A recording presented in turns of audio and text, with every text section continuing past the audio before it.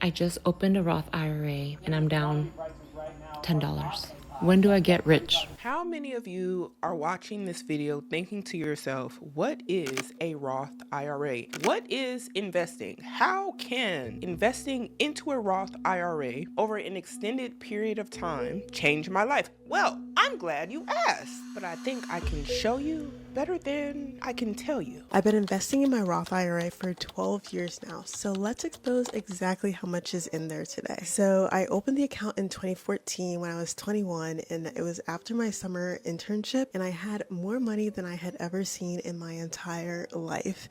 And so I went to my mom and said, "Mom, what do I do with this?" She said, "Open a Roth IRA now." And before we get too deep, if you don't know what a Roth IRA is, that's okay, because at some point, none of us did. I am on the official website for Fidelity, which is who I use for my brokerage account and where I'm able to buy stocks. Not sponsored, by the way, but it would be nice, hit me. Anyway, and it says here, what is a Roth IRA? And it says here, Roth IRAs let you save and invest money that you've already paid taxes on. In retirement, you have the opportunity to make tax-free withdrawals. And now that we got that out the way, let's see what she was able to accomplish with her Roth IRA. She said, "Max it out every year." And honestly, that was really great advice. And so that's what I did. So in 2014, I put the max, which was $5,500 at the time. 2015 was my last year of college. So as a college student, I didn't have money. So I put $500 in just one time because I didn't want to go a single year without putting something in. In 2016, I was in Spain for a couple months, and then I came home and worked as a pool technician. And so I wasn't really making that much money, and I was just putting in $36 a month. So nothing crazy, but I wanted to be consistent and adding something. So those first couple years wasn't anything crazy impressive. It was just small contributions and being consistent. And then came 2017. One thing a lot of people don't realize is that you can contribute to your Roth IRA up until tax day. And so this was the first year that I did that because, again, I wasn't really making that much money in 2017. So I got my first big girl job in January of 2018, and I hadn't maxed out my 2017 contributions. And so that was what I did immediately when I got that job. So I maxed out 2017, and so in 2018 I maxed out 2017 up until April, and then after that I contributed towards 2018 and then maxed that out as well. And then from 2018 onwards, I've maxed that out every single year through the COVID highs and lows and everything in between. So if I add it all up, I personally put in $62,000 over 12 years, but today my Roth IRA is worth $122,000. Wow, just wow. And what I really wanted to show and illustrate in real time is how her just being consistent over the years, how she was able to more than double what she originally had, which is great. And here's something to think about. I know a lot of y'all are probably looking at this like, this ain't even a lot of money. There are whole arguments right now on social media saying that $100,000 ain't a lot of money. And everybody has the right to feel however they feel, but would you rather have in a Roth IRA still able to continue to compound interest $122,000 or zero? And the thing is, you have to start somewhere. The somewhere is zero. They don't get no lower than that. Which honestly, when I first saw that number, I was like, that's not right. It should be more. 2021 was the first year where the account earned more than what I contributed. So I put in $6,000, but the market added $7,600. And 2026 will be a big year because this will be the year where the account has grown more than all of my contributions combined over the last 12 years. There is an element of like, I feel like this account should be more after 12 years of consistent investing and 8 or 9 of those years being maxing out the account. But this is the long game, truly. Even if I never contribute another dollar to this account, the account will grow to $1.5 million by the time I'm 59. And I think this is the fascinating part of investing. Time. A lot of people say you can't time the market. And what's more important is time in the market, which is on your side, especially when you're young, especially when you start doing these things at a young age. As time goes on, can you just imagine if you tried to figure out a way to try to play catch up? You might start saying, where am I going to get $60,000? Guess what? That was spent on your college days, your party days, the days when you really didn't care too much about how your financial future was going to look. You were living a YOLO lifestyle. I get it. But as life goes on, one thing I think a lot of people forget is for many people, that means more liabilities, more responsibilities, which is why I love the fact that she is showing where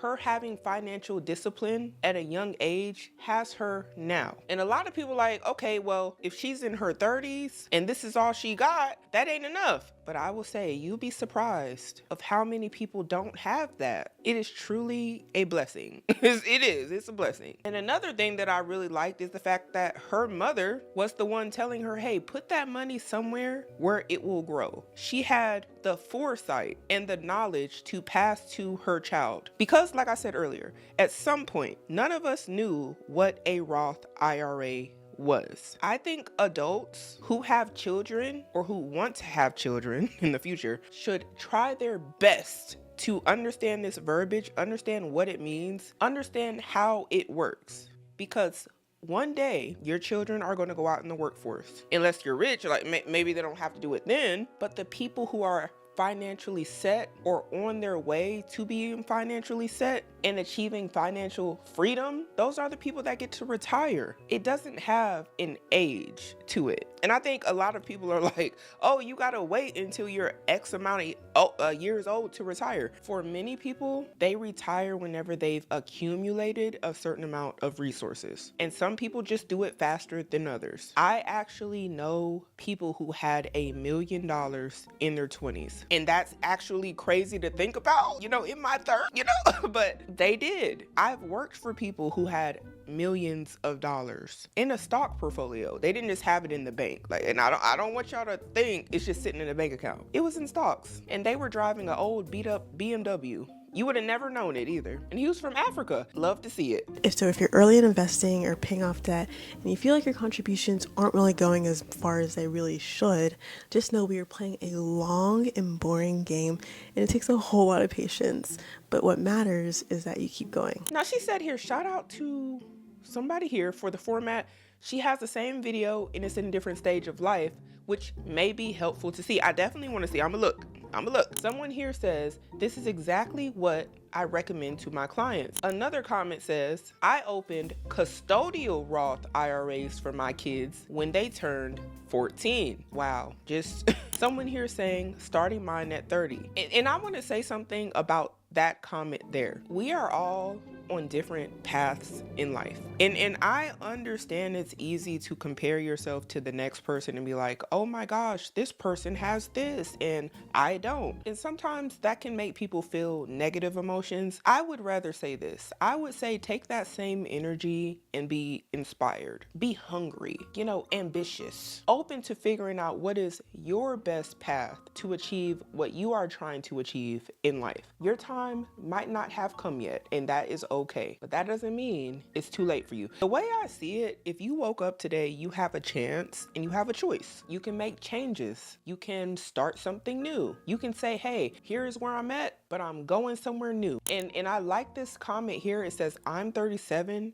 and I just started. Better late than never. And you never know when you see videos like this, who you're inspiring. And that's why I really wanted to show it. Because she said, she's 35 and she's about to start now too. And I love to see that. We need more of this. Actually, being that she said she was inspired to make this video because of somebody else on TikTok, I'm gonna find the video. And here's another comment that's getting me. Ooh, it's a few.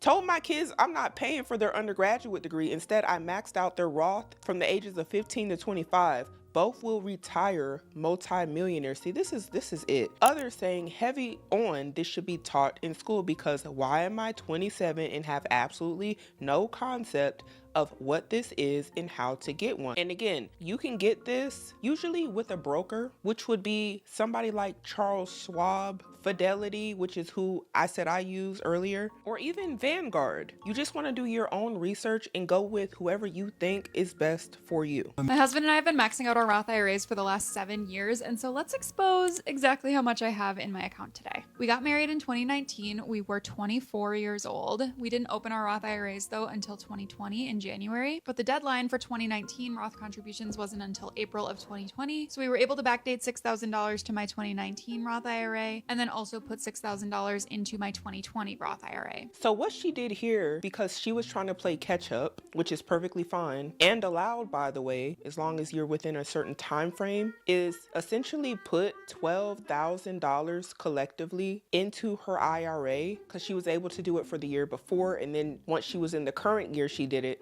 again, which is really useful information for those of you who want to try to capitalize off of any lost time. Keep in mind, this is just for my account. We also did the same for his account, but I'll definitely expose his in another video if you want to see it. In 2021, we maxed it out again for another $6,000. In 2022, we had our first baby. I went down to part-time at work, and we still prioritized maxing this account out for another $6,000.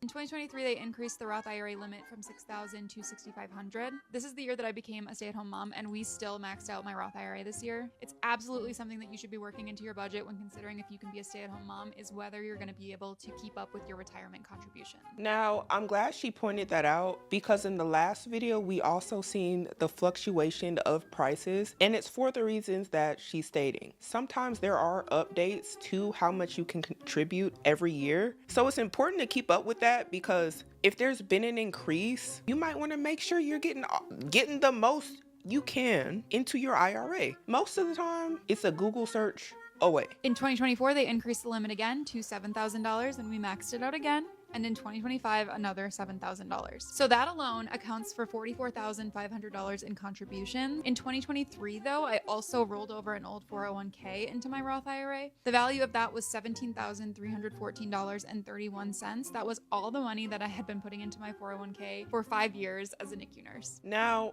I'm gonna just try to put this in simple terms. When she's talking about a 401k, this is something you typically can get from your job. She said she was a nurse. Money typically is taken out of your paycheck and goes directly into this account. However, there is a piece of information that I think is very useful for many people watching this video who may not know. If you quit your job, you get fired, whatever the case may be, I would suggest you figure out where is the money that you were putting into that 401k. Just because you no longer work at that job does not mean that that money is not yours. That 401k money is for you, for your future, which is why they have something called a rollover. With a lot of brokerage accounts, if you worked at a job, you no longer work there, you can get on the phone a lot of the time with the customer service and say, hey, I worked at this other job. I had X amount of money that I contributed, and hopefully you know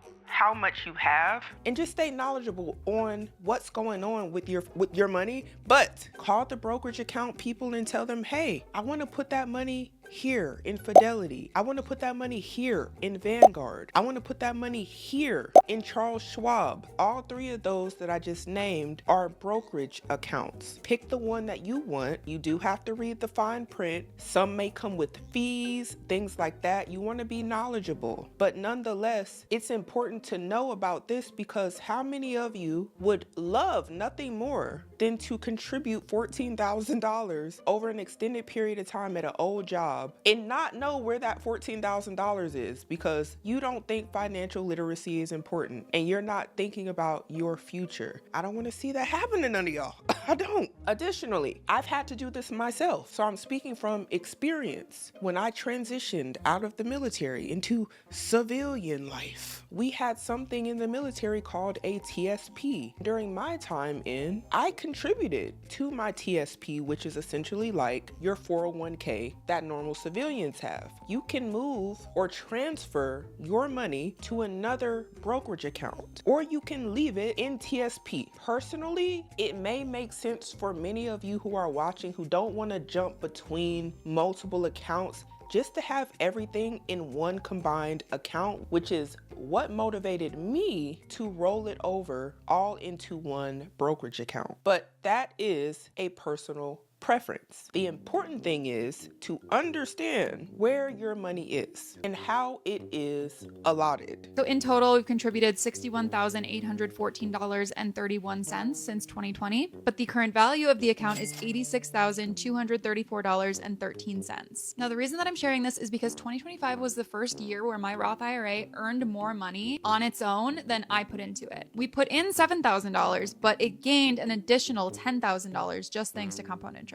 And we spent 6 years being so incredibly consistent, putting in hundreds of dollars every single month into our Roth IRA for honestly very minimal results. But we kept our behavior consistent and knew that if we put in the work long enough, we would start to see the return. And now this account is projected to double every 7 years. So compound interest just picks up more and more and more. And so if you're in the early stages of investing or debt payoff and it really feels like you're getting nowhere and like the little things that you're doing aren't making a difference, I hope you find this helpful because it really took a long time to start to get momentum. But now at this point, even if we completely stopped investing in our Roths, which we won't, we'll continue to max them out every year. But even if we stopped, this account is projected to be worth $1.4 million when I'm 59. Just inspirational. And at this point, I don't know if y'all have noticed, I've shown you 2 different types of people because I like a little variety here. I do. I like to let people see people on the screen that they may identify more with. Nothing wrong with that. The reason I'm showing that and talking about that is because I want to show that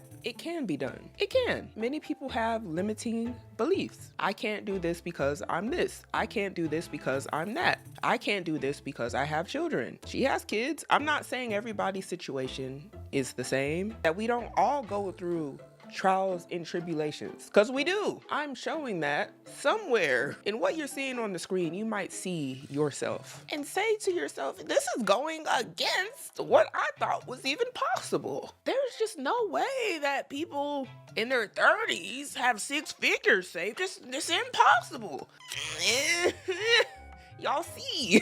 And I want to answer this question or just read it out loud because I feel like I might even get this in the comments. Somebody here said, okay, so can you talk about how to set one of these up? I know nothing about these kind of things. Now, I just gave you all some places that you can look to do your own research. Vanguard, Charles Schwab, and Fidelity. But somebody here says this, and this is not financial advice. Always do your own research when it comes to this stuff, y'all. It's very personalized. Download blank app. Probably one of the 3 I just named. Then open a Roth IRA account. Next step, link your checking account, deposit whatever you can from this linked account, even if it's just $10, purchase a fractional share of an ETF. They go on to say what they like. Keep depositing and buy more of the ETFs every chance you get. We can break that down in even simpler terms because I know a lot of you don't understand what an ETF is. And again, if you don't understand what these words mean, the fascinating thing about 2026 is we have Google, y'all. We have everything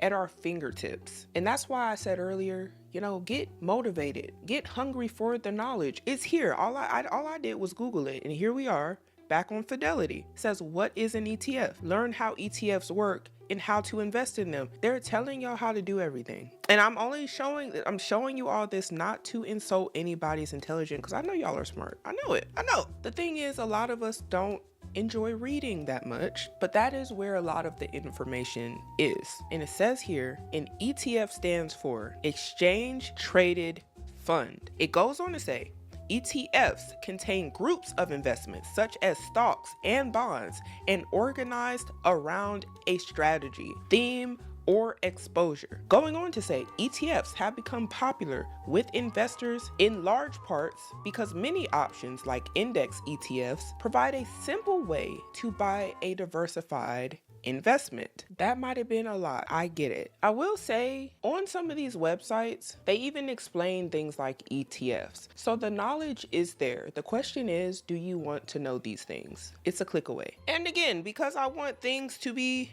diverse, I want to hear this explanation of a Roth IRA. You want to become a millionaire? You need to open a Roth IRA. Not next week, not tomorrow.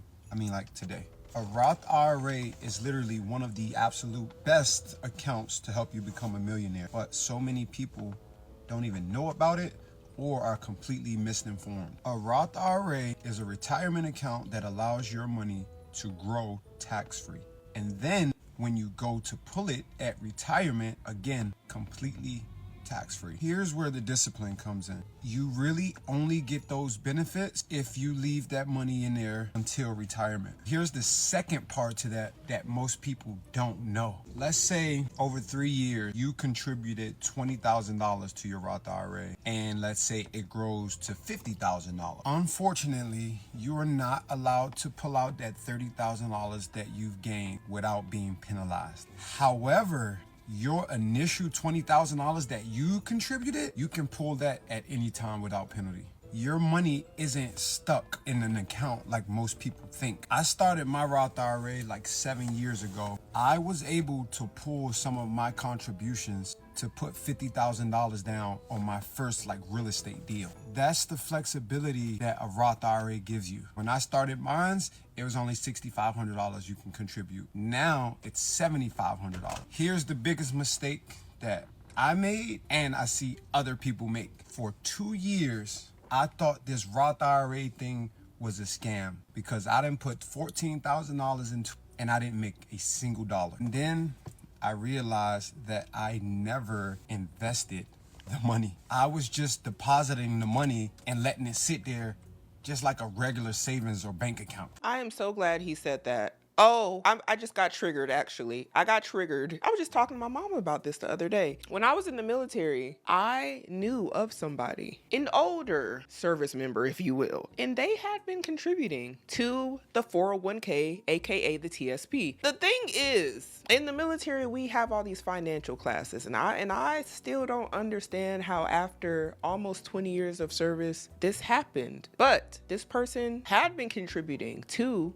their TSP for quite a long time. They was about to retire. And we had a financial briefing where literally financial advisors come in and tell us about stocks, about investing, about our TSP accounts, all of that. They ask you questions. It's very interactive. And I remember this person saying that they had been contributing since they were like a teenager, but they never opened it. And do you know my heart sunk? My heart sunk. And at the time, I probably was like 25, 23, something like that. It sunk because I knew, as somebody who was active in looking at where my money was going, that it needed to be moved. If not, it just kind of sat in what we called the G fund. I believe that's what it was. It was a fund where it really doesn't grow. It just kind of sits there. And where you actually wanted it, and this is for the military folks, where you actually wanted it was like the C or the S. Me, I had a nasty split, and I couldn't wait to tell people about it. But if you didn't move it, you weren't getting the gains we were getting. People are coming back talking about, oh, I got 17% increase this year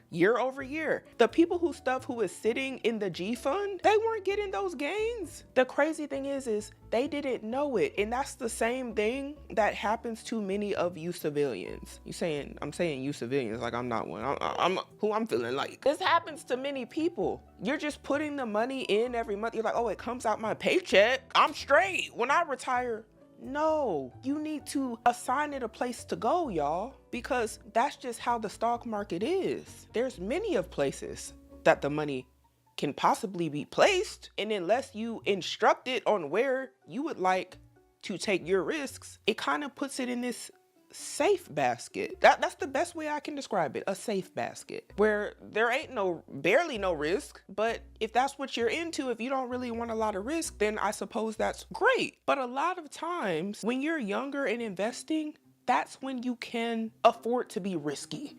And please, people who have lived life, please comment down in the comment section and let the younger people know that this is the case. You don't want to start being risky at 40, 50, 60. You want to be riskier when you're younger. So you might not mind putting stuff in a more volatile stock or a more volatile ETF because you're young and you're like, you know what, I can recover. We keep hearing these stories here talking about how people have seen the market go up and down, been able to come out on top, but that's because they took a risk.